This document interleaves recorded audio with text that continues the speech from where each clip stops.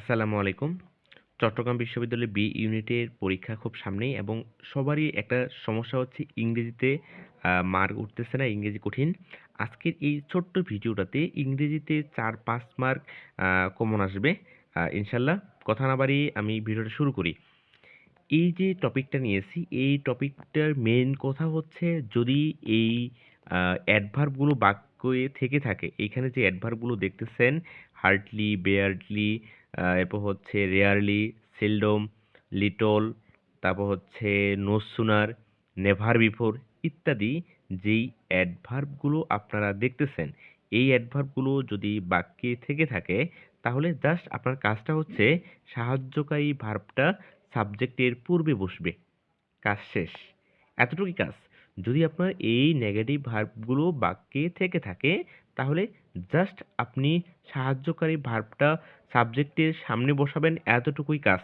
দেখেন প্রথম যে উদাহরণটা এখানে আছে, never dash heart of such a thing. এইখানে যেহেতু নেভার নেগেটিভ অ্যাডভার্বটা রয়েছে বাক্যে, সো আপনার সাবজেক্টের পূর্বে সাহায্যকারী ভার্ব বসবে। এখন দেখেন সাবজেক্টের পূর্বে সাহায্যকারী ভার্ব কোথায় আছে? সাবজেক্টের পূর্বে সাহায্যকারী ভার্ব আছে বি নম্বর অপশনে। Never have I hard of such a thing. ২ নম্বর যে উদাহরণটা আছে দেখেন, এখানে বলছে রেয়ারলি ড্যাশ এনিওয়ান ইউজিং টাইপরাইটার্স নাও এডেস। আমার কাজটা হচ্ছে সাহায্যকারী ভার্ব সাবজেক্টের সামনে আছে এরকম একটা অপশন খুঁজে বের করা। এ নম্বরে নেই, বি নম্বরে সাবজেক্টের সামনে সাহায্যকারী ভার্ব আছে। সো এটাই হচ্ছে আপনার সঠিক অ্যান্সার। আমরা আরও একটা উদাহরণ দেখি। অনলি প্লাস সময়বাচক অ্যাডভার্ব প্লাস সাহায্যকারী ভার্ব প্লাস সাবজেক্ট। আমি যদি সহজ কথায় বলি, যদি বাক্যের শুরুতে অনলি এরপর সময়বাচক শব্দ থাকে তাহলে সাবজেক্টের সামনে আপনার সাহায্যকারী ভার্বটা বসবে। বহুল আলোচিত একটা উদাহরণ লক্ষ্য করি, এই যে ১৯ নম্বর উদাহরণটা দেখেন।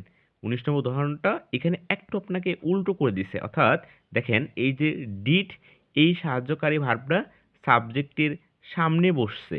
তার মানে আপনাকে এখন খুঁজতে হবে অনলি এরপর সময়বাচক শব্দ।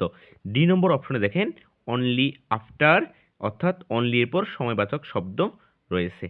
সো এই টপিকটা অনেক অনেক বেশি গুরুত্বপূর্ণ। অনলি এর পর যখন আপনার সময়বাচক শব্দ থাকবে তখন সাহায্যকারী ভার্বটা সাবজেক্টের সামনে বসবে। আরও একটা গুরুত্বপূর্ণ আপনার টপিক আলোচনা করি। এইখানে আপনি যেই ভার্বগুলো দেখতে পাচ্ছেন, এই ভার্বগুলো যদি বাক্যে থেকে থাকে তাহলে আপনার এরপরে দ্যাট বসবে এবং দ্যাটের পর হচ্ছে আপনার একটা সাবজেক্ট বসবে, সাবজেক্টের পর ভার্বের বেস ফর্ম বসবে। এই জায়গায় বেস ফর্ম বলতে কোনোভাবেই ভার্বের সাথে এস অথবা ইএস যুক্ত করা যাবে না।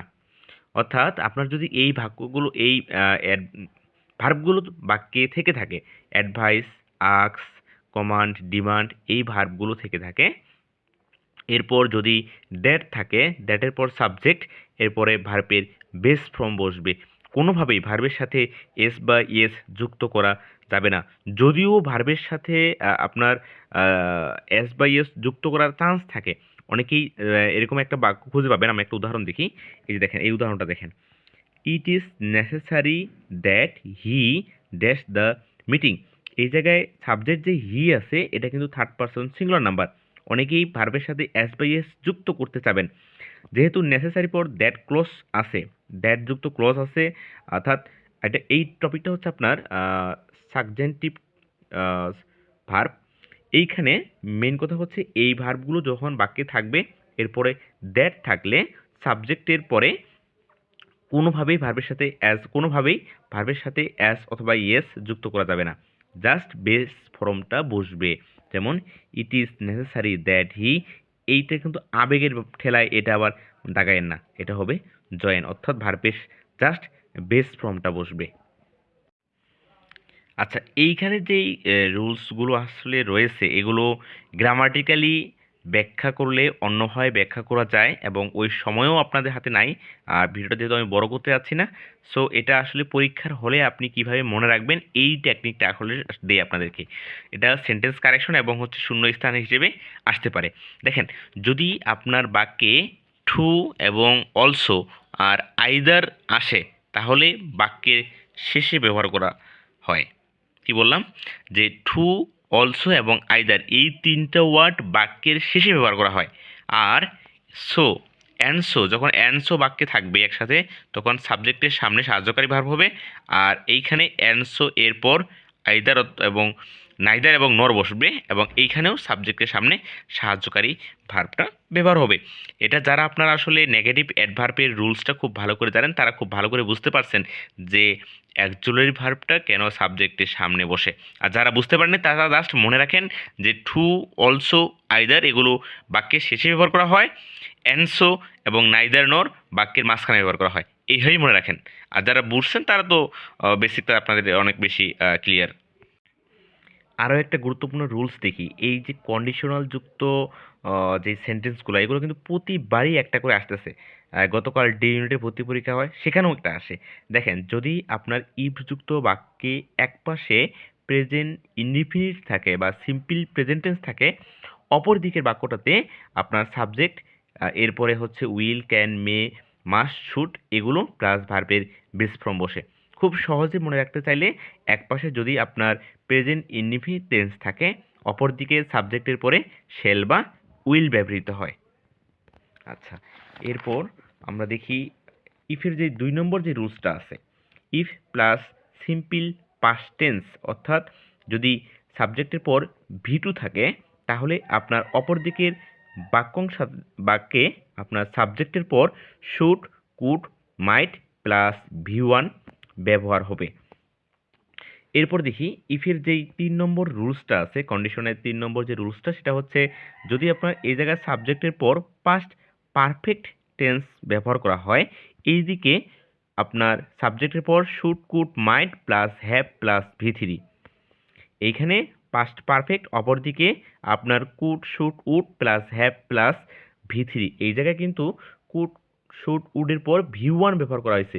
আর এই জায়গায় could, should, would plus have plus ভি3 ব্যবহার করা হয়েছে। আরও একটা রুলস আছে, যেমন হচ্ছে আপনার এইটা ইফের 3 নম্বর যে রুলসটা আমরা দেখলাম সেটার মতোই।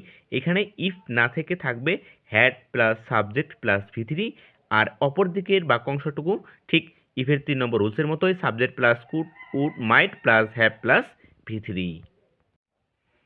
আচ্ছা, এইখানে একটা গুরুত্বপূর্ণ টপিক হচ্ছে আপনার পজিটিভ ভার্ব। পজিটিভ ভার্বটা হচ্ছে এরকম যে কাজগুলো আমরা নিজে নিজে করতে পারি না, কাউকে দিয়ে করিয়ে নেই, সেটা হচ্ছে পজিটিভ ভার্ব। আমরা নিজের চুল নিজে কাটতে পারি না, আমরা কারো কাছে চুলটা কেটে নেই। এরকম যেই শব্দগুলো আছে, যেই ভার্বগুলো আছে এগুলো হচ্ছে আপনার পজিটিভ ভার্ব। পজিটিভ ভার্ব কোনগুলো? মেক, লেট, গেট, হ্যাভ এবং হচ্ছে হেল্প, এগুলো হচ্ছে পজিটিভ ভার্ব। এখানে দুটো কনসেপ্ট আছে, সেটা হচ্ছে ডুয়ার এবং হচ্ছে রিসিভার।